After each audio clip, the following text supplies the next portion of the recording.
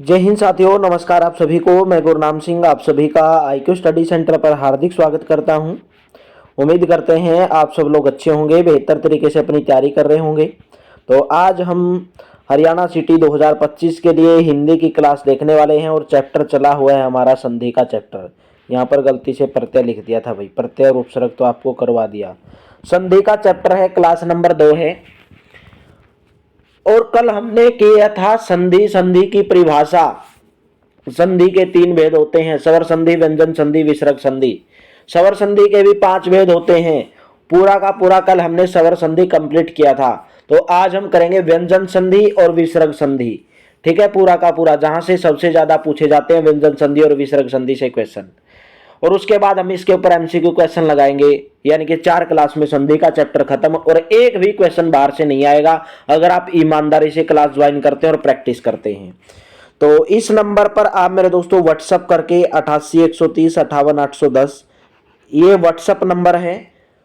100 rupees की PDF है, 30 रुपए की Haryana GK, India GK, computer science previous year 6000 question, 30 रुपए मैथ और रीजनिंग प्रीवियस ईयर 2500 क्वेश्चन और 40 रुपए हिंदी की PDF। तो तीनों PDF 100 रुपए की आप संपर्क कर सकते हैं। डेली आपको सुबह 9:30 बजे हरियाणा जीके की क्लास, सुबह 11 बजे मैथ की, दोपहर को आपको 12 बजे ये हिंदी की क्लास और दोपहर को 1 बजे रीजनिंग की, और 2 क्लास लाइव चलती हैं डेली रात को 9 से 10 हरियाणा जीके और 10 से 11 इंडिया जीके। चैनल पर पहली बार है दोस्तों, चैनल को सब्सक्राइब करेंगे, बेल आइकन पर क्लिक करेंगे। ठीक है, बिल्कुल फ्री ऑफ कॉस्ट आपको तैयारी करवाई जा रही है। तो व्यंजन संधि करेंगे कि व्यंजन संधि क्या होती है। कल हमने स्वर संधि पढ़े थे। स्वर संधि के बताया था कि आपको 5 भेद होते हैं, गुण संधि, दीर्घ संधि, यण संधि, अयादि संधि, दीर्घ संधि, सब बताया था कल आपको। तो आज हम पढ़ेंगे व्यंजन संधि क्या होती है। यदि व्यंजन वर्ण के साथ व्यंजन वर्ण या स्वर वर्ण की संधि से व्यंजन में कोई विकार उत्पन्न हो तो व्यंजन संधि कहलाती है। इसने क्या बोला है, यदि किसी भी व्यंजन वर्ण के बाद या तो स्वर आ जाए या व्यंजन आ जाए और व्यंजन के अंदर जो परिवर्तन होगा उसको कहा जाता है व्यंजन संधि।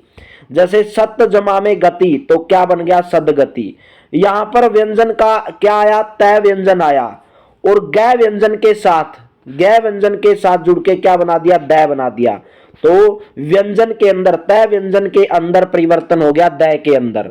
ठीक है, अभी मैं आपको पूरा भी करवाऊंगा, पूरा डिटेल के साथ। भाई कै आ जाए, तय आ जाए, चय आ जाए, टय आ जाए, उसके बाद में अगर गै है कुछ भी आ जाए तो किस किस में चेंज होंगे वो।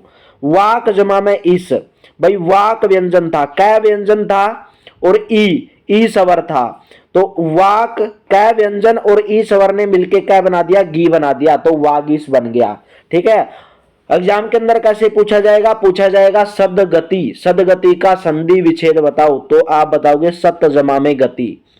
या आपसे हो सकता है ये भी पूछ ले कि सदगति में कौन सी संधि है। अगर आपको डेफिनेशन पता है और आपको इसका संधि विच्छेद पता है तो जरूर आप बता सकते हो। अगर आपको परिभाषा ही नहीं पता है और आपको पता ही नहीं कि व्यंजन संधि होती क्या है तो नहीं बता पाओगे, इसलिए आपको डिटेल में करवाना जरूरी है। यदि व्यंजन वर्ण के साथ व्यंजन वर्ण या स्वर वर्ण की संधि से व्यंजन में कोई विकार उत्पन्न हो तो व्यंजन संधि कहलाती है मेरे दोस्तों। व्यंजन संधि में अक्षरों में परिवर्तन किस प्रकार होते हैं, अक्षरों में परिवर्तन देखिए किस प्रकार होते हैं। देखिए, यदि कै, च, ट, त, प, ये व्यंजन है, कै, च, ट, त, प। अगर इन व्यंजनों के बाद कोई स्वर हो या किसी वर्ण का तीसरा, यानी कि ग, ज, ड, द, ब, यदि कै, च, ट, त, प के बाद क्या हो, या तो कोई भी स्वर आ जाए, ए, आ, ई, उ, कोई भी स्वर आ जाए, या वर्ग का तीसरा ग, ज, ड, द, ब, या चौथा वर्ण घ, झ, ढ, द, भ हो अथवा यह रह ल हो, इनमें से कोई भी वर्ण हो तो कै का क्या बन जाएगा, ग बन जाएगा, च का ज बन जाएगा, ट का ड बन जाएगा और त का द बन जाएगा और प का ब बन जाएगा।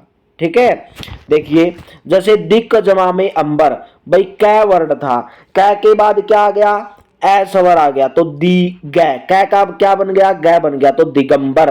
तो पूछा जाएगा दिगंबर के अंदर कौन सी संधि है, तो आप बोलोगे दिक जमा में अंबर बताया था सर ने, और कै के बाद, कै व्यंजन के बाद ए सवर आ गया तो गै में परिवर्तित हो गया कै, कै किस में बदल गया, गै में बदल गया तो दिगंबर। देखिए कै का गै में परिवर्तित हो गया। दिक जमा में गज, कै के बाद गै आ गया, इसने बोला यदि कै के बाद गै आ जाए, जै आ जाए, डै आ जाए, दै बै कुछ भी आ जाए तो क्या हो जाएगा, गै में बन जाएगा, दिग्गज बन जाएगा। अच जमा में अंत, चय व्यंजन के बाद ए आ गया तो चय का क्या बन जाएगा, जय बन जाएगा। यहां से देखो चय का क्या बन जाएगा, जय बन जाएगा भाई, ठीक है। उसी प्रकार देखिए जगत जमा में आनंद, जगदानंद, देखिए यहां पर तय, तय का क्या बोला था उसने, बन जाएगा दय बन जाएगा तो जगदानंद। उसी प्रकार नेक्स्ट एग्जांपल में देखिए सत्य जमा में बुद्धि, तय के बाद कोई भी व्यंजन आ जाए या कोई भी स्वर आ जाए तो उसने बोला तय का क्या बन जाएगा, तय का पै का सतह, तय का दय बन जाएगा तो सदबुद्धि। उसी प्रकार अप जमा में जे, पै का क्या बन जाएगा, बै बन जाएगा, अबज बन जाएगा। समझ गए होगे बात मेरे दोस्तों। चलिए नेक्स्ट देखिए, यदि कै च ट त प के बाद या तो न आ जाए या मैं आ जाए तो पहले वर्ण के स्थान पर उसी वर्ण का पंचम अक्षर यानी कि अंग य अण न मैं शुद्ध रूप में आता है। जैसे वाक, वाक के बाद या, इसने बोला यदि कै च ट त प के बाद या तो न आ जाए या मैं आ जाए, या तो न आ जाए या म आ जाए, या तो अंग बन जाएगा, य बन जाएगा, अण बन जाएगा, न बन जाएगा या मैं बन जाएगा। जैसे वाक जमा में मैं क्या बन गया, वाग में, वाग में। सट जमा में मास, ट के बाद म आ गया तो सण मास, ट के स्थान पर अण हो गया। जगत जमा में नाथ, तय के बाद अगर न आ गया तो जगन्नाथ, तय के स्थान पर न हो जाएगा, ठीक है। कै का तो अड़ अंग हो जाएगा, च का ये हो जाएगा, ट का अण हो जाएगा और तय का न हो जाएगा और पै का मैं हो जाएगा यदि इनके बाद न या मैं आता है। अप जमा में मैं क्या हो जाएगा, अम्य, पै के बाद क्या आ गया, मैं आ गया तो पै का क्या हो जाएगा, मैं बन जाएगा, पै के स्थान पर मैं बन जाएगा, ठीक है। ये थी पूरी की पूरी व्यंजन संधि। उसके बाद देखिए यदि तय या द के बाद में कोई भी व्यंजन अक्षर च ज ट ढ द न ल आए तो उसे आने वाले व्यंजन के साथ वही व्यंजन उसमें हल यानी कि शुद्ध व्यंजन के रूप में एक और जुड़ जाता है तथा तय या द क्या हो जाता है, लुप्त हो जाता है। तय या द के बाद कोई भी व्यंजन अक्षर च ज ट ड द न ल कोई भी आ जाए तो तय और द विलुप्त हो जाते हैं। जैसे उत जमा में चारण तो क्या बन जाएगा, उच्चारण, तय क्या हो गया, विलुप्त हो गया। पूछा जाएगा उच्चारण के अंदर कौन सी संधि है तो बोलोगे व्यंजन संधि है। तो च के कारण एक और च जुड़ गया, च के कारण एक और च जुड़ गया, उच्चारण बन गया, ठीक है। शरद जमा में चंदर, सर चंदर क्या बन जाएगा, सर चंदर। इसने बोला तय और द लुप्त हो जाएंगे यदि च ज ट ड द न ल में तय या दा के बाद कुछ भी आता है तो क्या हो जाएंगे, तय और द लिप्त हो जाएंगे, सरचंदर। सत जमा में जन क्या बन जाएगा, सज्जन। विपद जमा में जाल, विप जाल बन जाएगा, ठीक है। जय के कारण जय जुड़ गया। तत्त जमा में टिक्का, तटिक्का बन जाएगा। उत्त जमा में डन, उड्डन बन जाएगा। ये मोस्ट इंपोर्टेंट है भाई, सबसे ज्यादा यहीं से पूछा जाता है, ये वाले पार्ट से, ये वाले पार्ट से सबसे ज्यादा पूछा जाता है। तो ये व्यंजन संधि के उदाहरण हैं और आपको इनके संधि विच्छेद भी कर लेना है। उच्चारण, उत्त जमा में चारण, सरचंदर, सर्द जमा में चंदर। तय या द के बाद कोई भी व्यंजन अक्षर च ज ट ड या द या न या ल कुछ भी आ जाए तो तय और द विलुप्त हो जाएंगे, ठीक है। चलिए देख लेंगे जैसे नेक्स्ट क्वेश्चन, नेक्स्ट एग्जांपल है उत्त जमा में दाम, उद्दाम। जगत जमा में नाथ, जगन्नाथ, तय न में बदल गया। उत्त जमा में लाश, उल्लास। यानी कि तय और द का आपको नामो निशान नहीं मिलेगा यदि इनके बाद च आ जाए, कोई भी स्वर आ जाए, च ज ड ट ड द न ल या कोई भी और स्वर आ जाए तो आपको उसका नामो निशान नहीं मिलेगा तय और द का।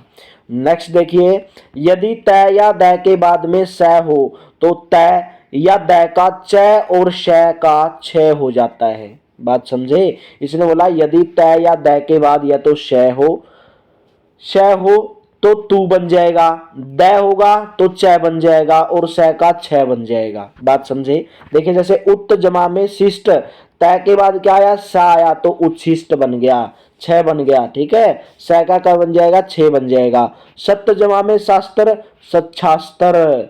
ठीक है, सच्छास्त्र, च का क्या बन जाएगा, छे बन जाएगा। यदि तय या द के बाद में स हो तो तय बन जाएगा, या द का च या स का छ हो जाता है। बात समझ गए। ये एग्जाम्पल था। सबसे ज्यादा व्यंजन संधि से ही क्वेश्चन पूछे जाते हैं। अगर संधि विच्छेद पूछेगा, उच्छिष्ट का संधि विच्छेद पूछेगा, अगर आपको डेफिनेशन नहीं पता होगा तो नहीं बता पाओगे भाई। आप अगर एग्जाम्पल मान के चलो एग्जाम के अंदर आया कि बताओ उच्छिष्ट का संधि विच्छेद क्या होगा, बोलेंगे सर ने बताया था कि छ कब बनता है। छ कब बनता है मैंने बताया था, यदि तय के बाद में स आ जाए तो उत जमा में शिष्ट क्या बन जाएगा, उच्छिष्ट बन जाएगा। ठीक है, तो बोलोगे सर ने बताया था कि ये व्यंजन संधि थी, व्यंजन संधि। ठीक है, चलिए नेक्स्ट देखिए। तय और द से सबसे ज्यादा ही पूछे जाते हैं। यदि तय या द के बाद है या ध हो तो तय, या द के स्थान पर द और है के स्थान पर ध हो जाता है, लेकिन घ का घ ही रहता है। जैसे देखिए उद जमा में हरण, द के बाद क्या आया, है आया, तो क्या बन गया, उद्धरण बन गया। क्या बन गया, उद्धरण। इसने क्या बोला, यदि तय के बाद और द के बाद है आ जाए तो ध बन जाएगा। क्या बन जाएगा, ध बन जाएगा। उद जमा में हरण, उद्धरण, द का द और है का ध बन गया, उद्धरण। तत् जमा में हित, तद्धित बन गया। तय के बाद है आ गया तो तद्धित बन गया, ध बन गया। ठीक है, उत जमा में घाटन, उद्घाटन बन गया। ठीक है, उद्घाटन, लेकिन घ का घ ही रह गया। ठीक है, ये जो घात है ना घ, इसका घ ही रह गया। इसने बोला यदि तय या द के बाद है आएगा तो ध बनेगा, यदि तय या द के बाद घ आएगा घ, तो घ का उच्चारण चेंज नहीं होगा, घ सेम रहेगा। जैसे उत जमा में घाटन, उद्घाटन, तय का द तो बन जाएगा लेकिन ये घाटन सेम रहेगा। जैसे यहाँ पर है विलुप्त हो गया ना, इसके अंदर है विलुप्त नहीं होगा।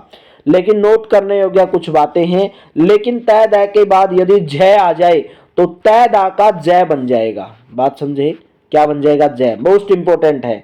लेकिन तय या द के बाद यदि ज आ जाए तो क्या बन जाएगा, तय और द का ज बन जाएगा। देखिए एग्जांपल के अंदर, जैसे उद जमा में झटिका, उज, उज टीका, क्या बन जाएगा, उज टीका। द का क्या बन गया, आधा ज बन गया, आधा ज बन गया। ठीक है, तो उज डीका बन जाएगा। ये व्यंजन संधि के उदाहरण थे। चलिए नेक्स्ट है, यदि हर्षव स्वर के बाद छ आए, हर्षव स्वर के बाद छ आए तो छ का आधा च और छ बदल जाएगा। जैसे छत्तर जमा में छाया, छत्तर छाया, च और छ में बदल गया। परि जमा में छेद, परिच्छेद। हर्षव स्वर के बाद यदि क्या आए, छ आए तो छ का च और आदि छ में बदल जाएगा। ठीक है, ये सब व्यंजन संधि के उदाहरण थे और आपको याद करना है। ये एग्जाम के अंदर पूछा जा सकता है कि छत्तर छाया का संधि विच्छेद क्या होगा, तो छत्तर जमा में छाया होगा। ठीक है, तो चलिए नेक्स्ट देखिए क्या है। यदि स के बाद तय या थ आए तो तय का क्या बन जाएगा, ट, तथा थ का ठ बन जाता है। बात समझे। इसने बोला यदि स के बाद तय या थ आ जाए, स के बाद, स के बाद या तो तय आ जाए या थ आ जाए।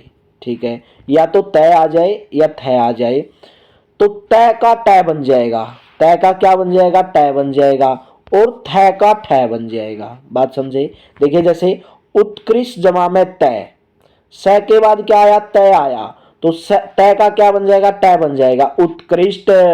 मोस्ट इंपोर्टेंट है, उत्कृष्ट एग्जाम के अंदर पूछा भी गया है कि उत्कृष्ट का संधि विच्छेद बताओ, तो उत्कृष्ट जमा में तय बनेगा।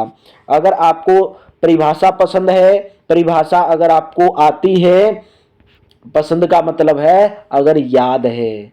ठीक है, याद है, तो प्रिस जमा में थ, पृष्ठ जमा में थ, थ का क्या बनेगा, ठ बनेगा, तो क्या बन जाएगा, पृष्ठ बन जाएगा। इसी के अंदर आप फंसते हो व्यंजन संधि के अंदर, और यहीं से क्वेश्चन पूछता है एग्जामिनर ज्यादा। नेक्स्ट देखिए, यदि मैं के बाद अंत्य सतह व्यंजन य, र, ल, व या उसम व्यंजन श, श है आए तो मैं अनुस्वार में बदल जाता है। मैं अनुस्वार में बदल जाता है। यदि इसने बोला मैं के बाद य र ल व्यंजन आए या श श ह आए तो मैं का अनुस्वार हो जाता है। जैसे सम जमा में योग संयोग, मैं किस में बदल गया, अनुसार में बदल गया, अनुस्वार में बिंदी में बदल गया।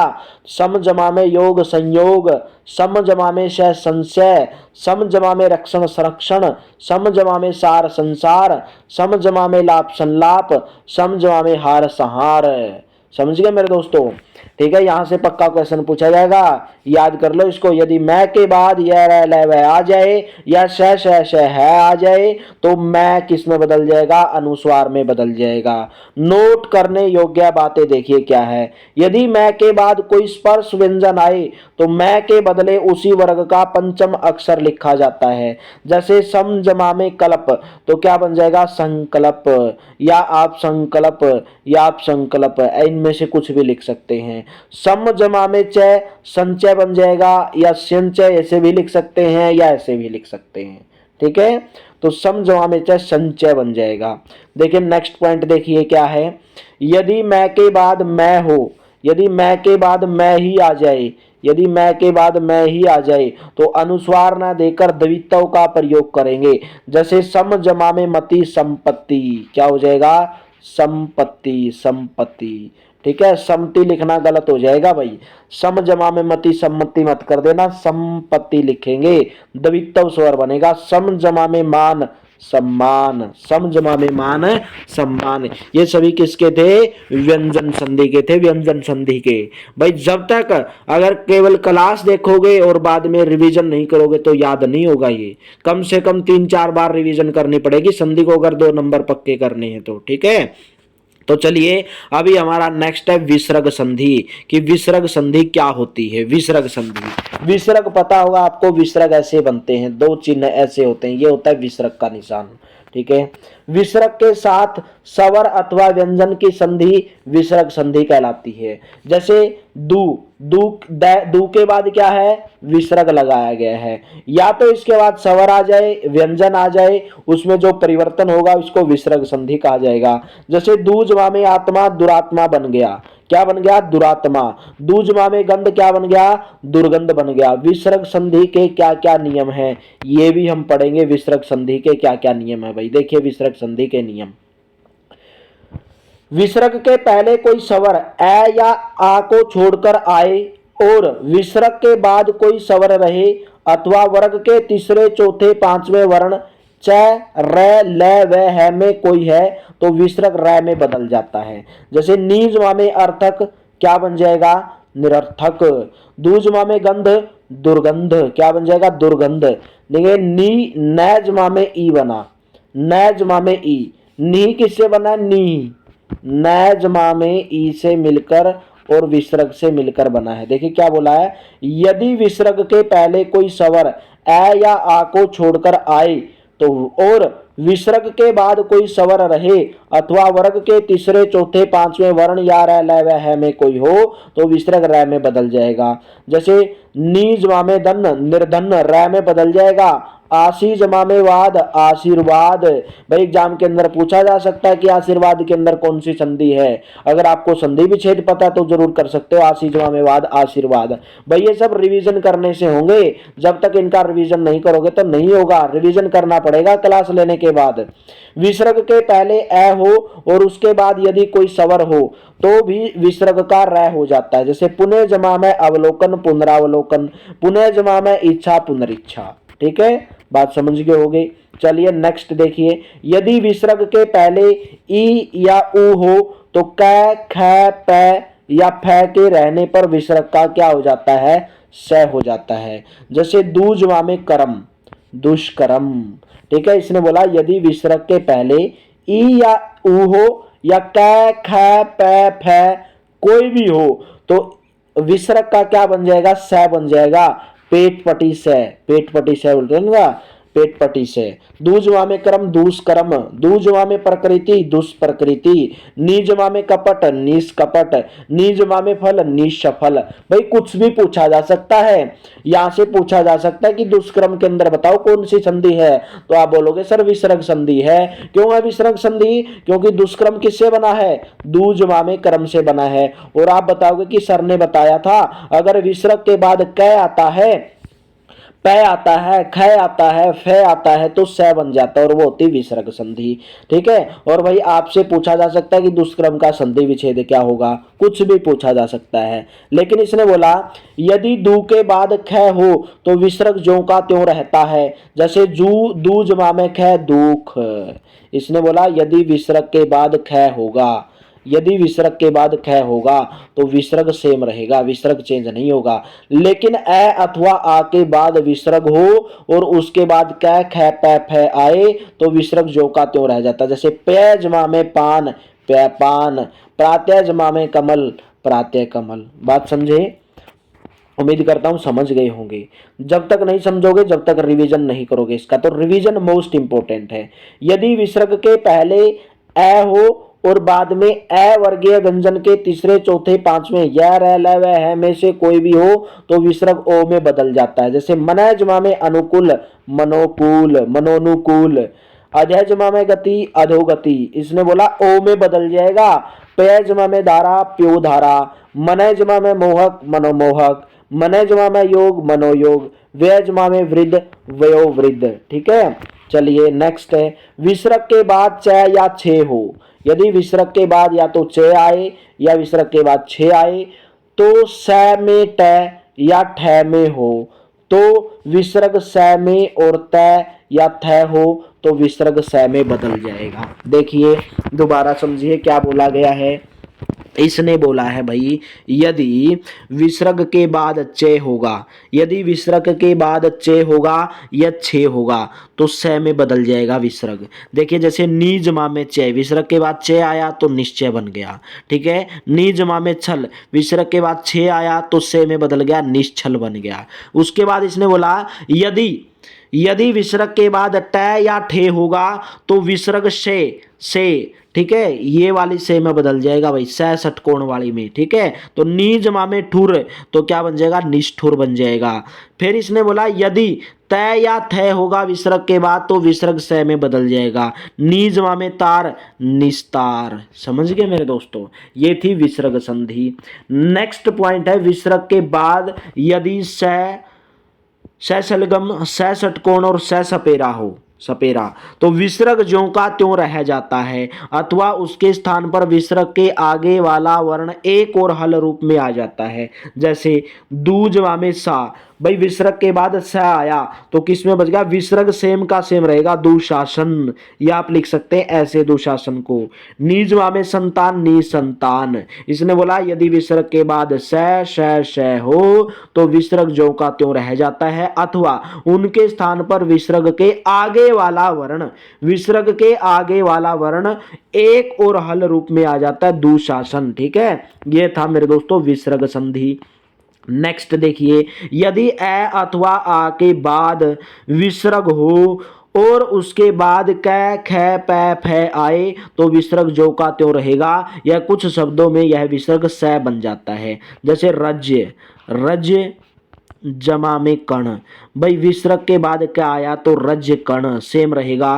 प्य जमा में पान प्य पान, पूरा जमा में कार पुरस्कार, लेकिन कुछ कंडीशन में स भी बदल जाता है। भा जमा में पति भास्पति। ठीक है मेरे दोस्तों, पूरे के पूरे आपको एग्जाम्पल के साथ याद करने हैं, नहीं तो आपका भाई बहुत कुछ छूट जाएगा। नेक्स्ट पॉइंट और लास्ट पॉइंट, यदि रेफ, रेफ बोला रेफ, रै के बाद रै हो, रै के बाद यदि रै होगा, ठीक है अलंत लगाया गया रै के नीचे, यदि रै के बाद रै होगा तो रै क्या हो जाएगा? लुप्त हो जाएगा।